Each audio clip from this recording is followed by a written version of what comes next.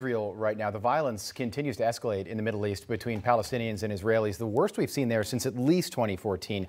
Hamas continues to launch hundreds of rockets into Israel from the Gaza Strip, just 50 miles away. As of this morning, at least 70 people have been killed. And joining us now for more on what's happening there is the former chief of staff at the National Security Council and former CIA analyst, Fred Fleitz. Fred, good morning. Nice to see you. Hey, good morning. It keeps getting worse there every single day in Israel, just like the border and gas prices and now inflation. None of this was really happening 4 months ago. Do you think that the aggression that's being shown by Hamas right now has anything to do with Donald Trump not being in the White House anymore? Oh, absolutely. I think that the Palestinians are opportunists. They're taking advantage of what they see a weak U.S. president. You know, the over 100,000, I think it was 200 million dollars of U.S. aid just resumed to the Palestinians a few weeks ago. They see a U.S. administration that is pro-Iran, that is hostile towards Israel. The Palestinians would never have attempted this if Trump was still in office. All right, so Secretary of State Antony Blinken, he spoke about how this fighting needs to come to an end. Take a listen, then we'll get some reaction. The United States remains committed to a two-state solution. This violence takes us further away from that goal. We fully support Israel's legitimate right to defend itself. We've condemned, and I condemn again, the rocket attacks in the strongest possible terms. Fred, do you think that the terrorist group Hamas has any interest in a ceasefire right now?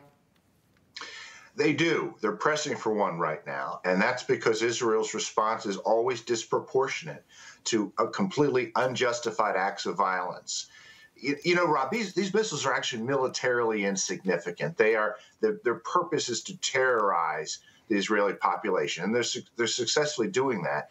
Israel is doing enormous damage in Gaza to Hamas.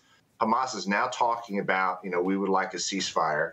But the Israeli government is saying, not so fast. We're going to make sure that you pay a high price for attacks like this. Israel has to do that. This is an existential threat to their existence, attacks like this. And Israel will agree to a ceasefire when it's ready. Okay, so meantime, back here in the U.S., progressives are pushing an anti-Israel agenda, and no one is calling them out for this. And it's been going on for days now. Here's Congresswoman Ilhan Omar. She called the Israeli airstrikes against Gaza an act of terrorism that should be condemned. Senator Ted Cruz responded to Omar, calling her the press secretary for Hamas. So at least Ted Cruz is stepping onto the plate and calling this out. But does this surprise you that progressives, particularly the squad members, can do this without anyone really taking the task on it, anyone in the media? My organization, the Center for Security Policy, has a new program on global anti-Semitism and the U.S.-Israel relationship because we see the American left and the Democratic Party moving against Israel, that it is now becoming more tolerant of international anti-Semitism. You're seeing the symptoms of it here, Rob. And look, Joe Biden and his staff are making a mistake by not simply condemning these acts of terrorism by the Palestinians. All their remarks seem to be moral equivalence.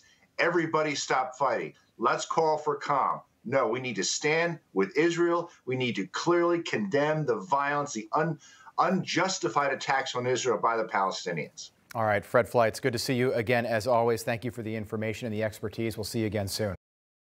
Hey, I'm Rob Finnerty. Thanks for watching. If you enjoyed this video, please join the conversation in the comments below. Don't forget to subscribe, too. Hit the bell icon to be alerted to breaking news. And remember, there's a whole lot more on Newsmax TV, America's fastest growing cable news network. Newsmax TV, we're real news for real people.